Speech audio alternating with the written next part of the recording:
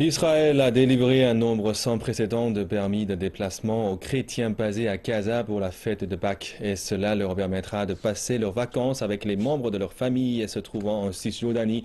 Pour certains, cela intervient après plusieurs années de séparation. La famille Abu Daoud Safer. 11 membres de la famille ont reçu des permis pour quitter Gaza et passer la Pâques avec la famille maternelle en Cisjordanie.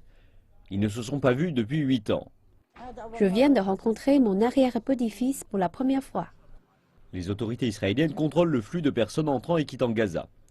Elles ont accordé un nombre record de 850 permis cette saison. Comparé à 10 ans plus tôt, le nombre de permis d'entrée et sortie de Gaza a baissé de 66%. De nos jours, ceux qui obtiennent des permissions sont principalement des travailleurs humanitaires ou d'aides diverses ainsi que des marchands. Le nombre élevé de permis est dû aux efforts manifestes de la part de l'Église. Mais pour cette dernière, il s'agit là d'une situation paradoxale. Je suis effrayé que si réellement ils donnent tant de permis à la communauté chrétienne pour sortir de Gaza, beaucoup d'entre eux ne retourneront pas à Gaza. Et le père Raed a probablement raison. Avec un taux de chômage de près de 40% et 80% de la population dépendant de l'assistance, les Gazaouites sont impuissants face au siège israélien et à l'oppression du Hamas.